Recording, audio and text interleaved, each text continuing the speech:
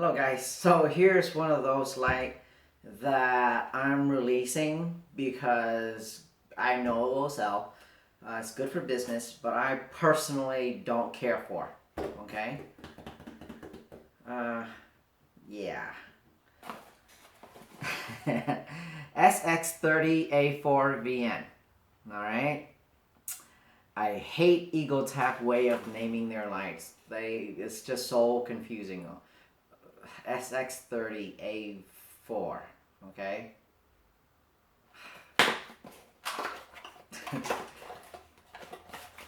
Alright looking box. Here's the light.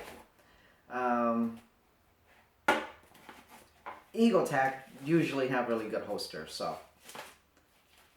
I'm surprised this one doesn't say Eagletac on it, okay? But it's a decent holster. One of those nice fancy one. No, it's not. I thought you can actually run the loop through a fixed or Velcro. This one is just Velcro only. It's still decent, okay? Carabiner loop in the back. Here's the light. There's the manual in there, which you will need. There will be two versions. One of the version you'll need it, and one of the other version you will not. Okay, I know. Tell you which version you need the manual for. Okay, decent paracord-like lanyard. Pretty decent, yeah. Pretty decent with a lobster claw on the back, little split ring, and a O-ring. Okay. This is pretty nice. Diffuser. Okay. This version that I have in front of me right here takes 4 AA's.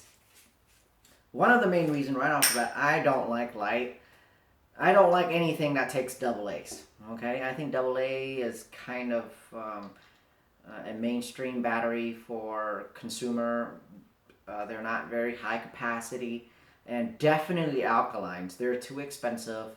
They're not rechargeable, and I don't really see why you would want to use alkaline in a high output flashlight. I would at least go out and get Sanyo the nickel metal hydride battery. At least they're rechargeable, and they're relatively good with handling high current draw. Alkaline is not a chemistry that can handle high current draw, so they heat up fast and they die prematurely. So, but I don't have any Sanyo loop right now. I misplaced them all. I think I put them in the light, and I sent it to a customer, and the customer's like, "Hey, thanks for sending me free Sanyo loop." I'm like, "Oops, it's alright, you can have it." Anyhow, so yeah, I'm gonna test this light with the AA's. Issue is, I know AA's alkalines are not very good at high current draw. So my quoted number might be a little low, okay? If I have Sanyo loop, I probably will have higher output, but I don't have those cells, and I don't have any nickel metal hydride for that matter. So my output numbers are gonna be kind of low. Let's just get that out of the way since we're talking about it. The AA version of this light, 4 AA's, puts out 1,330 lumen and 53 Klux. That's about 460 meters of throw. Pretty impressive numbers for a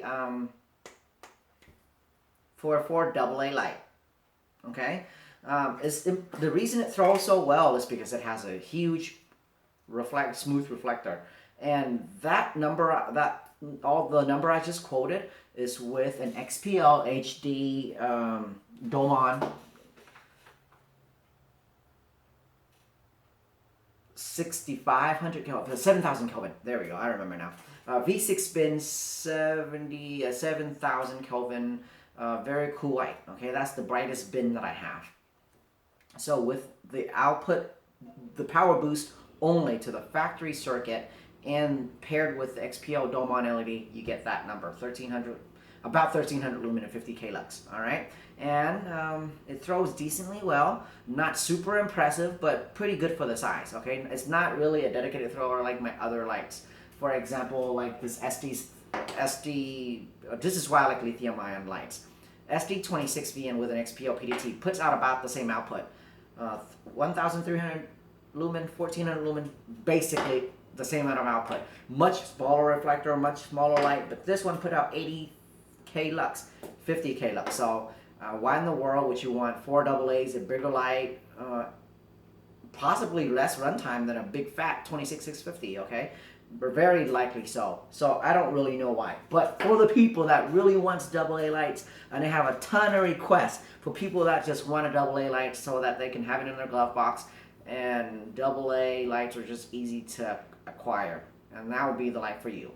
This light's completely nonsense to me, okay? I think it's big and heavy. One thing about Eagletac is they look really pretty, very nicely engineered most of the time, and the anodization looks really nice. It's very polished and all nice. But you know what? They're not that strong. The anodization, when I do the engraving, they tends to crack, and they feels kind of soft under my Dremel. Okay, so I know it's kind of deceiving. Holding the light in your hand, you feel like the anodization is premium, but not really. Not really when you compare it. It chips easily, at least for me. It's not really Phoenix quality. All right, so the anodization for Eagletacs, it's not as good as Ace Beam in my opinion. It's not as good as like Olight or Phoenix. But it's better than, like, say, I don't know, it's about the same as Lumen Top, really. Maybe a little better than Lumen Top, so it's like a tiny bit less than the best out there, but it's definitely not the best, okay? Gotta get that out of the way, okay? User interface. Very unique user interface with the factory user interface here. You have a rear button here that turns on the light, turns off the light, and a double click gives you instant strobe, okay? The black button here does the same thing, turns on and off the light. So you have two buttons that does the same thing, okay? The black side button and the rear tail cap button. However, if you turn the light on, even if you don't use the black button over here, and if you just use the side button here, the white button here, you goes through all of the different levels that it has. It has like 4 constant brightness level and then disco modes, okay? It's kind of an odd user interface to me because the white button doesn't really turn it off. It's just cycle through all of the different levels that it has, okay? And the black buttons always turn it off. But the black buttons also turns it on in the last mode. So let's say if I turn on the light with the white button, it'll always turn on the first mode, so you have a low here. But if I turn it off and I turn it back on, the right button always turns the light on high. So it's kind of an odd UI. It's not really a last mode memory. You just kind of have low on the left, but you cannot turn off the light with that button, okay? You have to turn it off with the button on the right, with the black button. And the black buttons always turn the light on high. So I guess they try to make it tactical, but it doesn't make sense to me, okay? So the right button turns the light on turbo, double click for strobe, and you easily will activate strobe if you press it a little too fast. Nonsense. Okay, so it only does highs and strobe. And then if you want low, you have to go over to the one on the left here to go through the different levels, which is why? The right one turns it on. And if you turn it on with the right one, the left one still goes through the different levels. It's just weird that you have to remember to use the one on the right to turn it off.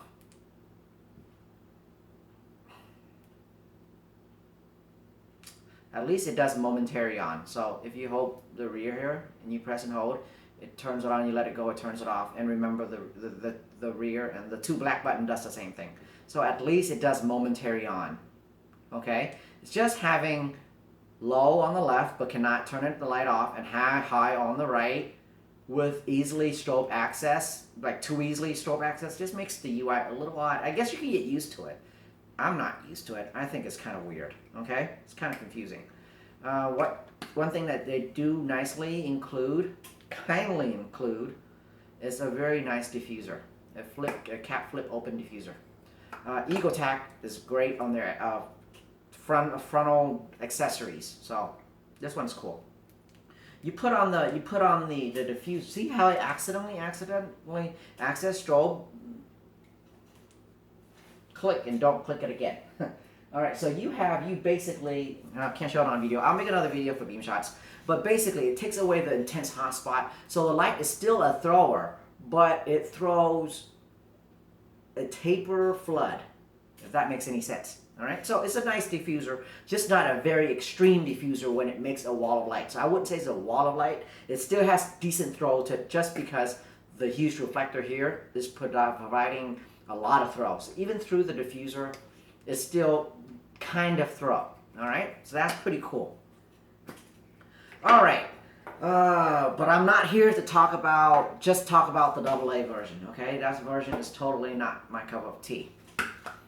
I want to talk about the upgraded GyroVNX2 version. Okay, first off, if you have GyroVNX2, the rear button doesn't work. Okay, so just forget about it. It's there, it doesn't work. You have two buttons, but it does the same thing. You're not going to get confused. All right, both buttons does the same thing with GyroVNX2. Right click, you can turn it on, turn it off. Isn't that cool? Isn't it so fast? You can just turn the light on, turn the light off, on, off, on, off. On, off, and you double click the crap out of it, it doesn't do anything. I like that so much. All right, press and hold, you get low. All right, double tap, you get turbo. Double tap anywhere. You can double tap from off or on, you still get turbo. Anytime you double tap, you know you're going to get turbo, or you get strobe. You set it to one of those groups that have strobe. I'm bragging about GyroVNX2 right now, obviously. The right button does the same thing. So if you grab the light at night, you don't really know what, but you can easily, if you can locate one of the buttons, you're good to go, because they do the same thing. And GyroVNX2 is marvelous. All right. And here's the cool part.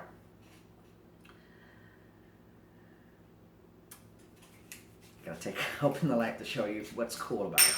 It takes 4 rechargeable lithium ions. All right. IMR14500. Now we're talking. Okay, now we're talking. Rechargeable.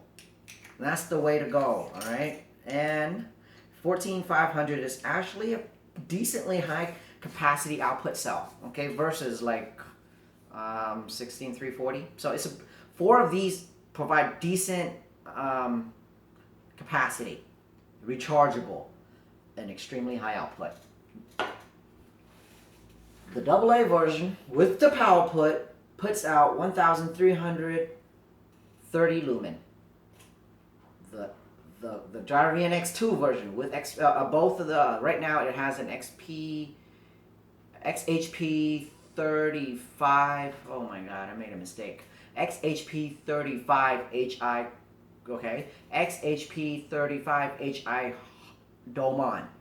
XHP 35HI domeless. Okay, the HI is domeless, the HD is domon. So that's that. Okay, and look, so the dome on XHP 35 technically should have significantly higher not significantly, but marginally higher output than the HI version. Domon always have higher output than the domeless. Yet it only puts out 1300 lumen with the factory user interface with AA's, which is impressive for AA's, but not impressive in general. Not impressive in general compared relative to this version. Puts out 1860, so that's almost 1900 lumen, 1300 lumen, 1900 lumen, basically. All right, that is 600 lumen more. Right? Yeah.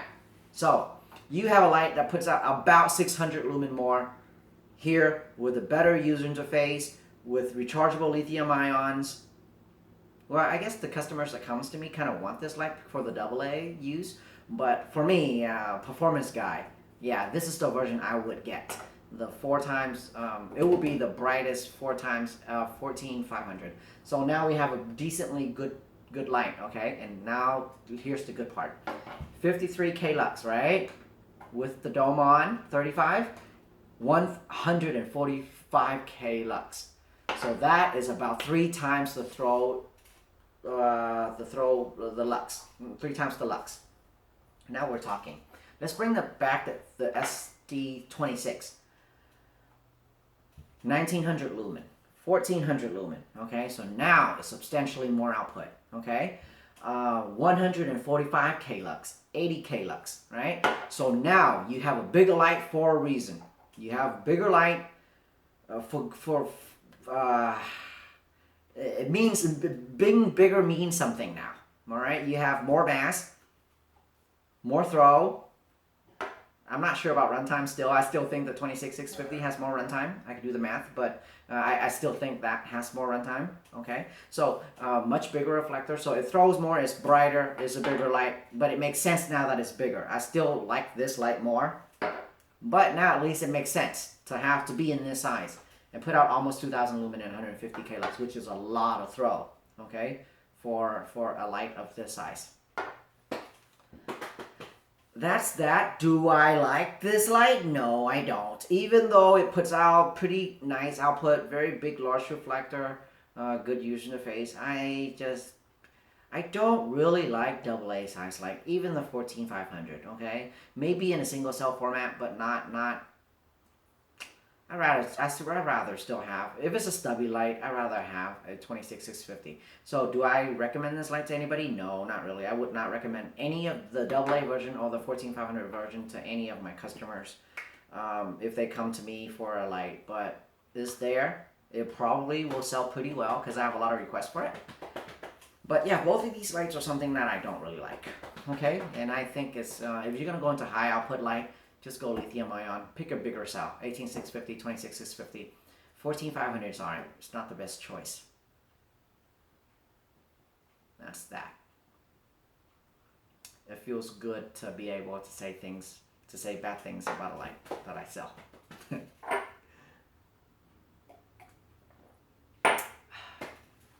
Give me a minute so that I can make sure that I'm not missing anything. Yep. That's all I gotta say. Thank you.